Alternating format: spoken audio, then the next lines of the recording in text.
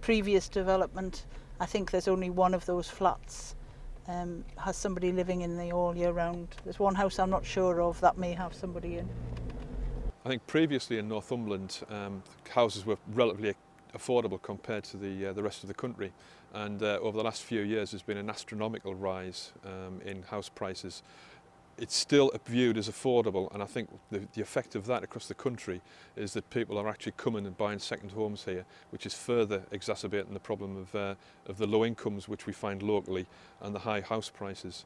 At the moment we've got a situation where there's a huge demand for affordable housing, both to buy and to rent, which just can't be met, and local people are being outbid by incomers who are looking for what they see as very affordable second homes in a very, very nice environment. The problem with that is that we have a situation where local people, the ones who have very, very often have work, can't afford to live in the communities that they were born and brought up.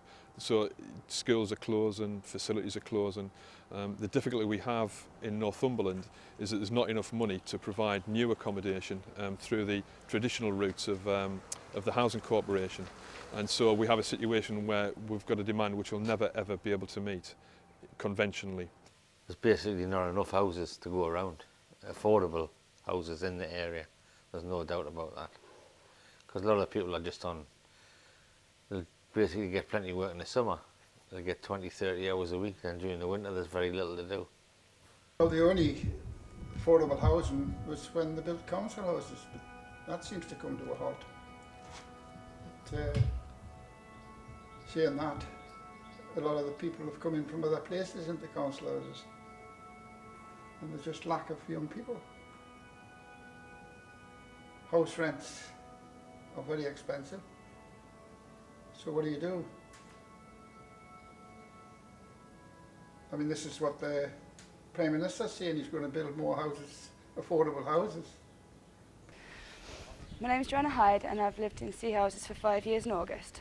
I moved out for the first time from home and moved in with my cousin. The rent was £400 a month, which is alright if you're living with someone, but it's not alright if you're living on your own. Since then, unfortunately, I've had to move home just because it's that expensive with the council tax and everything else on top. And trying to find somewhere now that I've got a decent job and I'm working full time is just impossible. There's nowhere. And then when the houses are getting built around the area, which is going up quite fast, they're all for the rich people that have got lots of money using as holiday homes, but there's nothing for local youngins that can't afford anything else. I'm Adam Lambert, 23. I've lived here for about 12 years, 13 years, something like that. And I've had my own place before. I was moved in with one of my mates called Scott, and we lived in that house for about a year. I mean, it just got too expensive for us in the end. With winter hitting and like the hours closing down and stuff, less work for us, just less money, and we couldn't afford the place. So I ended up moving back in with my parents, which is where I live now. It's too expensive to move into a house, really, you know. My name's Leanne Pierce. I've lived here for nearly 13 years now. I live with my mum at the minute. I did move out a year ago, but I had to move back in with my mum because I couldn't afford it. If I ever start a family and stuff, there's going to be no way I can afford anything in Seahouses. And all my family's here, friends and everything. So just keep the prices down, really.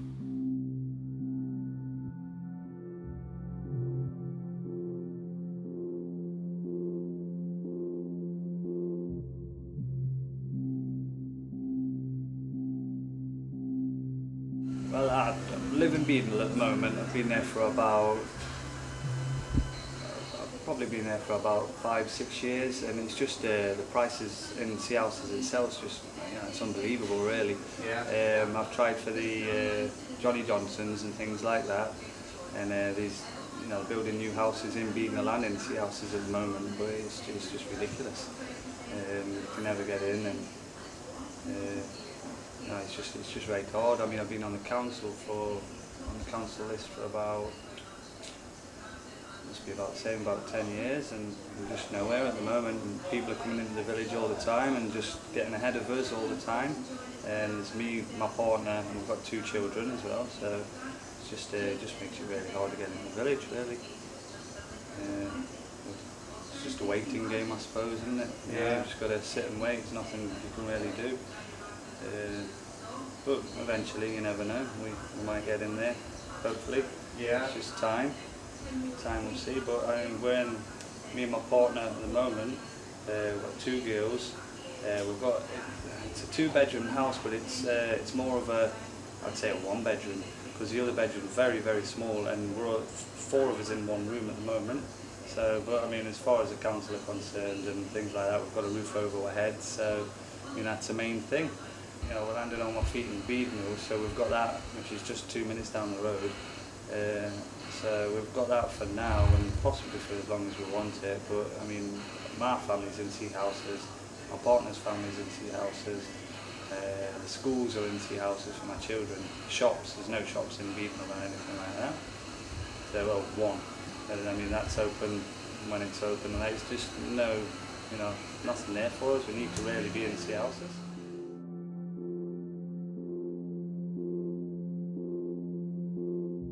As we go up Harbour Road, again, that's let out on a weekly basis. The houses behind tend to be mostly holiday homes, second home, second home, second home. I'm not sure about that one. The one at the end, somebody lives in all year round, I believe. That's a second home. The next one's a second home. Somebody lives in this one.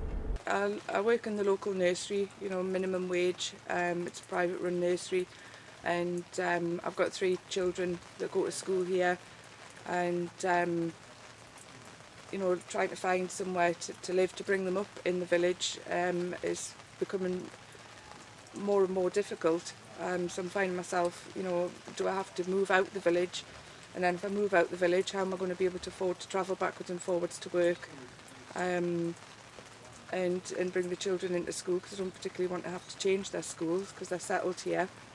But that's where I'm heading now, that's the road I'm heading down towards. But I like Seahouses and I want to stay here, but it's proven more and more difficult to be able to do that. There's a lot of people that's in this predicament that's trying to find somewhere to live, or maybe they've got a 2-bedroom accommodation and they're looking for 3 or 4-bedroom accommodation, and there just isn't any. Council haven't got any properties to offer anybody, because people have bought them, and the council haven't replaced them with new houses. Johnny Johnson houses, they built a big estate, and I think they were inundated with applicants, people that wanted them. For the people that's going to want to buy houses in the future, there's nowhere for them to go really. They just have to stay with their mums forever. Yeah.